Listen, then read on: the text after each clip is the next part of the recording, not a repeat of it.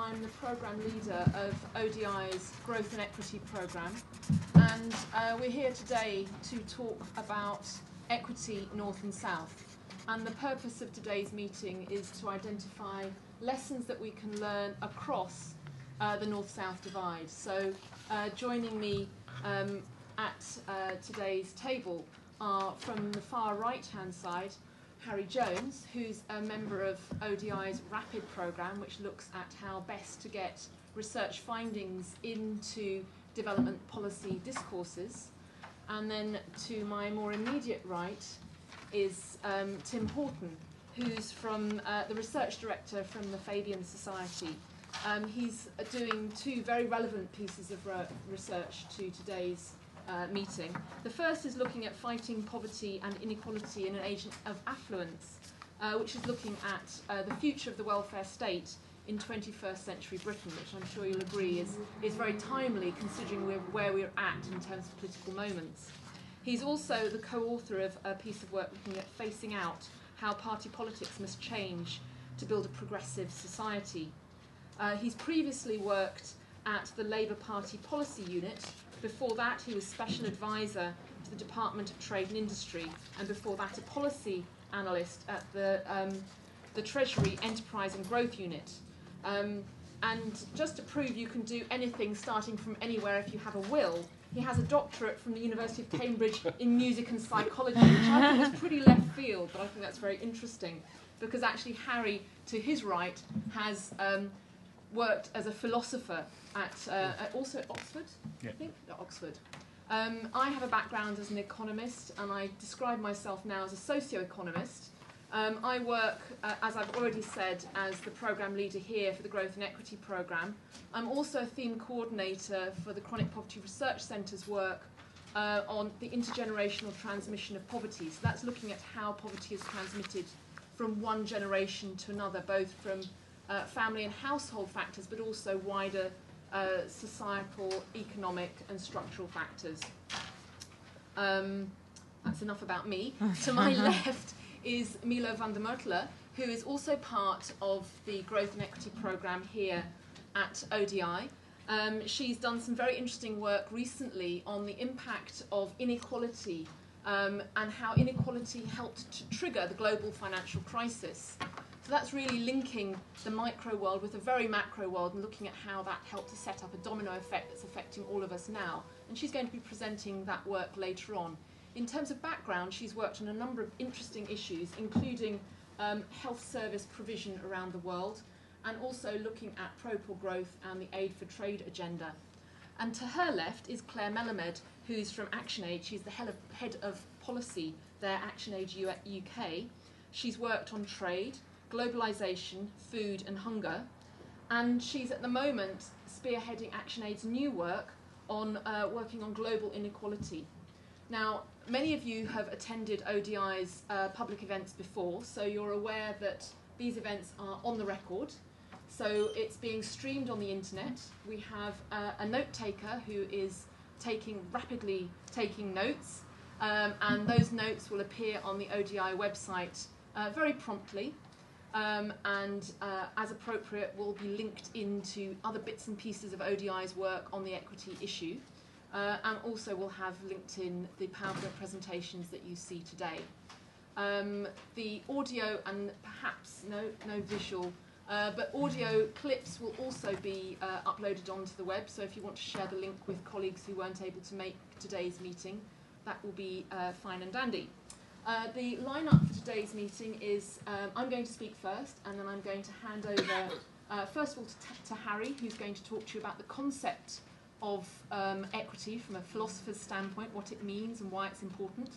We'll then be handing over to Tim, who's going to lay out some very interesting recent research that was done on inequality and how inequality is understood within the UK.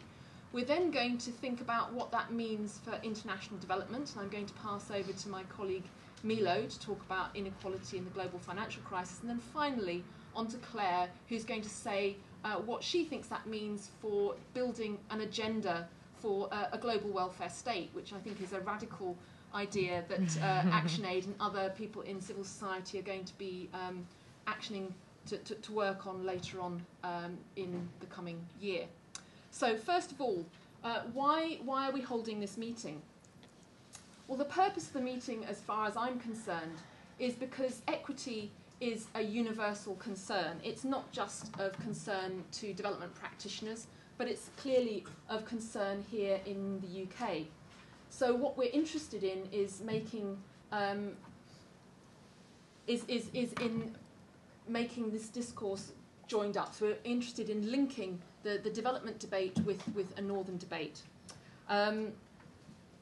It's debated here in the UK around issues like child poverty, social exclusion, growing income inequality, bankers' bonuses, alongside unemployment. So there's been quite a healthy debate here in the UK. But how important is equity? If you talk to policy makers and practitioners, both here in the UK and working on development, they're a bit challenged by the concept of equity. They say, well, of course it's important and of course it's interesting, but it's a bit nebulous. How do you get your teeth into an issue like equity, like fairness? We all know sort of instinctively what fairness means, but what does it actually mean for building a policy agenda? And how important is it if you lay it against big current debates and around things like climate change, achieving the MDGs, fragile states and security, governance, human rights? So policymakers here in the UK are having to wrestle with, yes, it's an important issue, yes, it's interesting, but how can we find time and space to discuss it? How can we find space in our budget to make it real? Obviously, making societies more equitable is not easy, but some things work, and we know some things work, so we're going to talk a little bit about what works.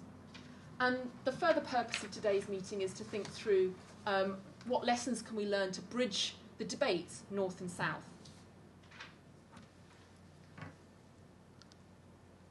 So, as I've already said, it's a universal concern, and Harry Jones is going to talk to us shortly about where some of those ideas come from and about some definitional issues.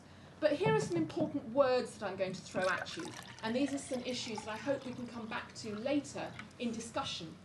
Fairness and social justice, those are nice, warm, cuddly words that we can all agree that we agree about. Nobody's going to stand up and say, I don't believe in social justice.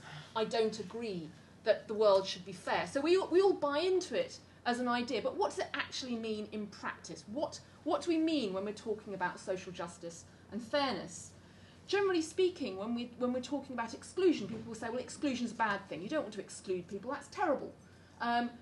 But what do they mean when they're talking about inclusion? What does inclusion really mean in practice? And when we're thinking about a globalised world, if you're thinking about including people into both society and the economy in our globalised world, what does that really mean for people who are at the bottom of the pile in terms of both economic power, political power, and leverage on the events that are taking place around them? Well, what it can mean is that they're adversely incorporated into those processes and structures, and by that I mean that they're incorporated, they're not excluded, but they're incorporated in a way that doesn't help them to improve their situations. They're incorporated but adversely. Now, how we think about ourselves in society depends on who we're comparing ourselves with. Now, that's a fairly obvious point, but if you're part of the MTV generation, who you're comparing yourself with is global. We're no longer part of a small community where we just meet each other at school or in the pub or whatever.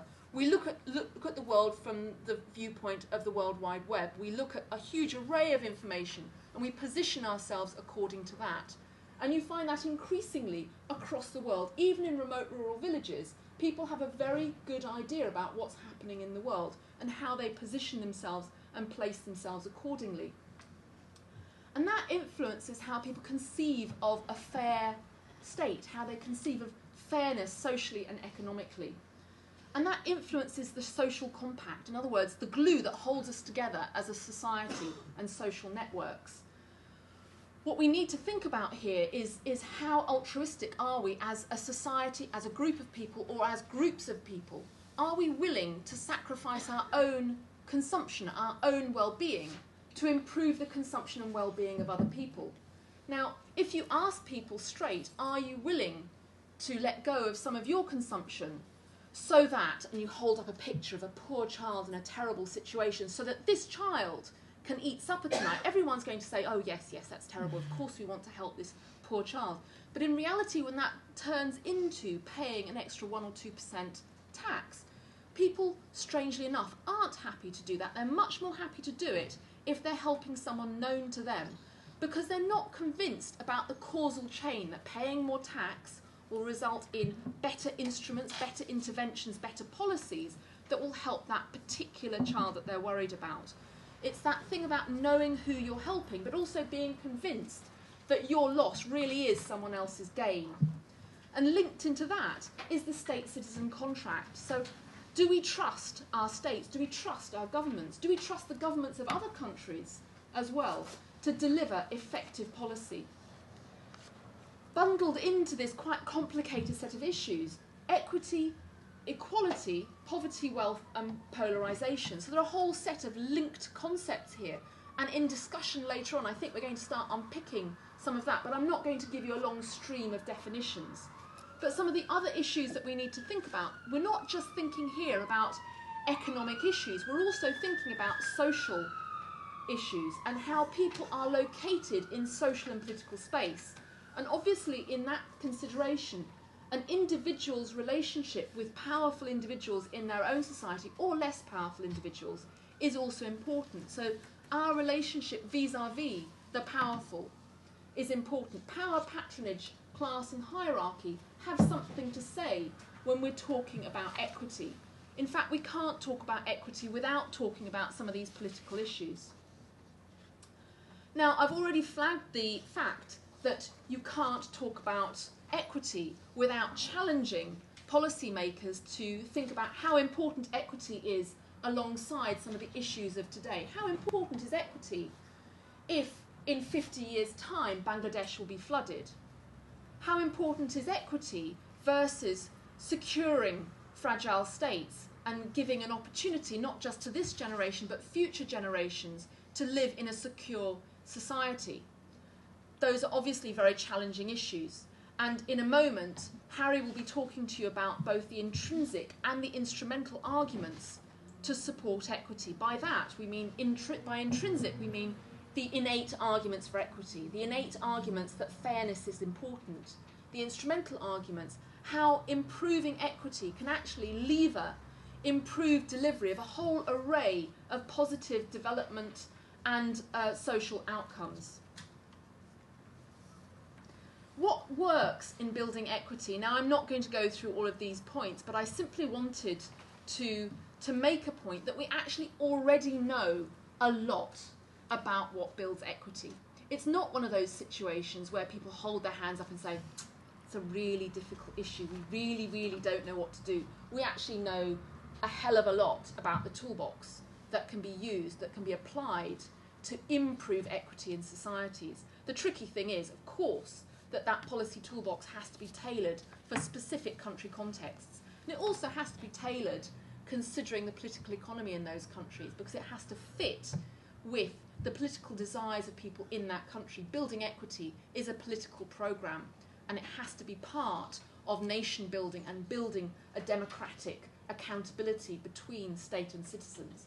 But just to grab something out of that rather long list there, in order to build equity, you actually have to give people a negotiating position in their own society. To do that in a real sense is not about having meetings that give people a sense of their own empowerment in an abstract sense. It's actually about concrete empowerment. And concrete empowerment for me is that people know that they can negotiate, give them a strong negotiating position. For that to be real, they have to have assets that they can fall back on, so that they can move out of a patronage relationship. For people to build assets, that means that they need to have productive assets, they need to have housing, they need to have financial assets, they also need to have the human capital assets that lock together with those physical assets to make something possible. Now, there's a whole array of policies that you can put in place to help people build their assets. That will include social protection. It will also include thinking through inheritance legislation, and perhaps in a developed country context, inheritance tax. In other country contexts, it may be to think through how to prevent the fragmentation of agricultural productive land so that you don't get submarginal holdings. It may be to think through how to balance out customary land tenure with the rights of women to have access and control of productive land and assets. So there's an array of policies here that need to be locked together to genuinely build equity in society. As I've said, we know a lot about what can be done. There are success stories around the world. There is progress, but it's a challenge. And one of the challenges is that if you do nothing, so if governments do nothing, inequality increases. So the trend is towards inequality, if you like. And that's partly because of the initial conditions of the powerful in society. So the rich get richer, the poor get poorer. It's a trite statement, but if you look at the structures of societies and economies, it's very difficult for that not to be the case. So for that not to happen, a whole set of policies need to be put in place to try to close that gap. So doing nothing, in a way, isn't an option, because what happens is you've got that divergence between the rich and the poor. You've got polarisation with a missing middle in the middle. So inequality grows in the face of a passive response. But to build an active response, you need to build a constituency. You need to have people who are willing to be taxed more. You need to have people who are willing to stand up and say, I deserve a better situation in my society, in my economy. And here one of the challenges is that I think Tim will be talking to later, is that everyone places themselves in the middle.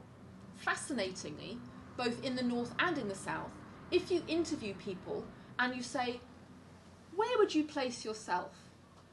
Almost everyone places themselves in the middle.